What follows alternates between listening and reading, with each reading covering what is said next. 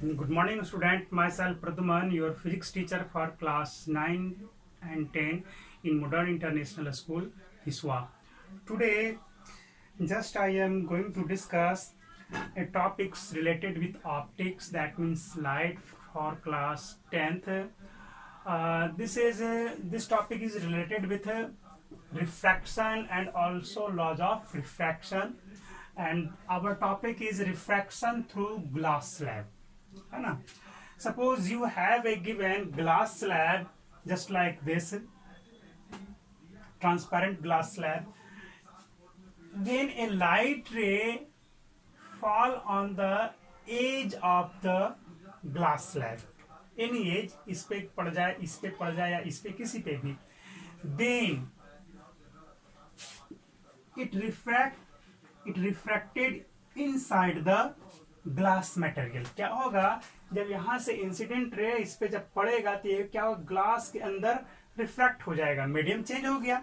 First medium is air, second medium is glass slab, है ना, और third medium is also air.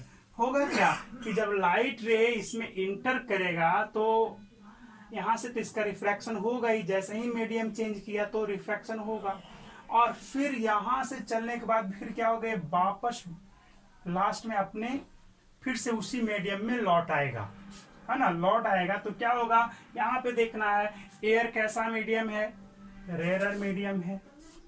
Glass कैसा medium है, denser then air. Air के respect में तो ग्लास डेंसर है ही, ऑप्टिकली डेंसर है ये. फिर आपका लास्ट में क्या आ जाता है, फिर से रेयर मीडियम.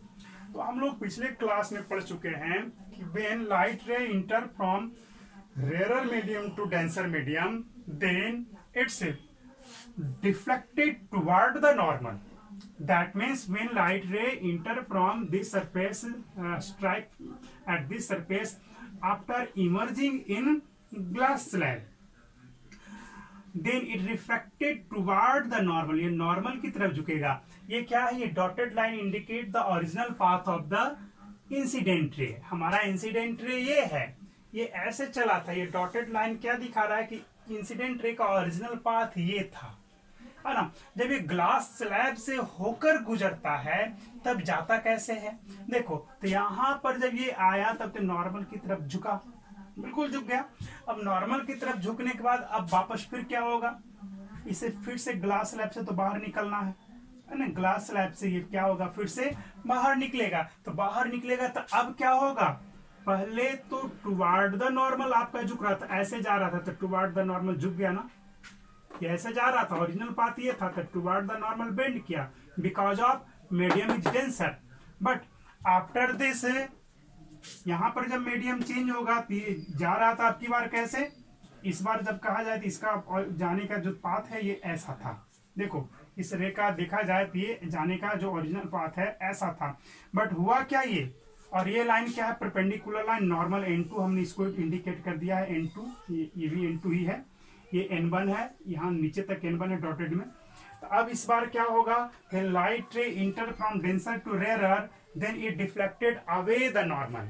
क्या होगा, नॉर्मल से दूर की ओर जाएगा. ये हमारा नॉर्मल है और जा रहा था ऐसे, यही ना है ओरिजिनल पाथ. तब जब ये ओरिजिनल पाथ है ऐसा में, तो ओरिजिनल पाथ है तो क्या होगा, ये इधर की ओर झुकता तो टुवार्ड द नॉर्मल हो जाता, और ऐसे गया तो ये अवे द नॉर्मल फॉलो किया. यहाँ पर भी लॉज ऑफ रिफ्रैक्शन को फॉलो कर रहा है. वो तो लॉज ऑफ रिफ्रैक्शन होगा ही, फॉलो होगा ही, वो तो हर जगह फॉलो होता है. तब यहां से क्या हो जाएगा, लाइट रे निकल गया, बाहर निकल गया. तो अब इसमें हम क्या ऑब्जर्व करते हैं, हम इसमें ये देखते हैं कि आफ्टर इमर्जिंग द लाइट रे, इसको बोलते हैं emergent ray, incident ray, refracted ray, and this one is called emergent रे.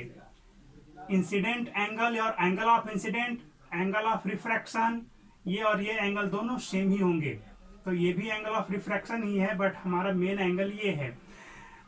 इसके लिए आपका सेकेंड रिफ्रैक्शन के लिए ये एज ए इंसिडेंस रे काम कर जाएगा. इंसिडेंट रे यही वाला जो है reflected ray for second refraction, यहाँ पे फर्स्ट रिफ्रैक्शन और यहाँ पे क्या हो रहा है, सेकेंड रिफ्रैक्शन। तो सेकेंड रिफ्रैक्शन के लिए यही रिफ्रैक्टेड रे एज ए इंसिडेंट रे इस बाउंड्री पे कम कर जाएगा और फिर ये क्या हो जाएगा, रिफ्रैक्टेड रे हो जाएगा, बाद में लास्ट में हो जाएगा सेकेंड रिफ्रैक्शन के लिए। लेकिन हम लोग एक ही लाइट रे को ट्रेवल करवा रहे हैं तो उसका अलग अलग नाम देंगे, फर्स्ट इंसिडेंट, सेकेंड रिफ्रैक्टेड और ये इमर्जेंट, बाहर निकल जाने वाला।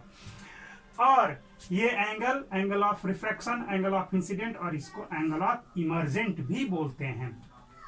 आइए अब देखा जाए जो लाइट रे हमारा ओरिजिनल जो आपका आफ्टर इमर्जिंग आपको जब बाहर निकला और जो ओरिजिनल पाथ था, ये दोनों को जो अगर जो एक लाइन में देखा जाए तो दोनों पैरेलल आगे की ओर मूव करेंगे। हम इसे क्या किया, डॉटेड में हमने क्या किया, आगे की ओर बढ़ाया और ये तो आपको डायरेक्ट बढ़ेगा ही, तब इन दोनों के बीच का जो डिस्टेंस होता है उसको हम लोग लैटरल डिस्टेंस बोलते हैं। और ये दोनों बहुत दूर तक पैरेलल ही चले जाते हैं, इनफाइनाइट तक पैरेलल चले जाएंगे। तो ये था हमारा रिफ्रैक्शन थ्रू ग्लास स्लैब। कुछ और भी इसमें टॉपिक्स डिस्कस हम लोगों को करना है। अब क्या है कि अब अगर ग्लास स्लैब के बारे में ही बात हम करें, अगर लाइट रे सर्टेन एंगल पे विथ नॉर्मल फॉल करता है तब तो ये इसमें लैटरल डिस्प्लेसमेंट देखने को मिल जाएगा। ये आपका original path of incident ray है और ये क्या है, आफ्टर रिफ्रैक्शन और इमर्जिंग द लाइट रे। बट जब आपका when light ray fall normally on the glass slab का ये जो सरफेस है इस पे अगर नॉर्मली ये फॉल करता है तब क्या होगा, तब ये आपको जैसे आ रहा था वैसे ही आपको पास कर जाएगा। यहाँ पर आपको लैटरल डिस्प्लेसमेंट देखने को नहीं मिलेगा। आप जान ही रहे हो कि जब तक कोई एंगल ऑफ इंसिडेंस आपका नहीं बनता है तब तक उसमें रिफ्रैक्शन जो है दिखेगा नहीं, होगा बिल्कुल होगा लेकिन आपको दिखता नहीं है ना। वो किसी एक प्रकार से कहा जाए तो रिफ्रैक्शन हो ही नहीं पाता है, बेंडिंग तो होता ही नहीं है ना। तो ठीक है, ये था हमारा आज का टॉपिक, बाकी नेक्स्ट डे करेंगे।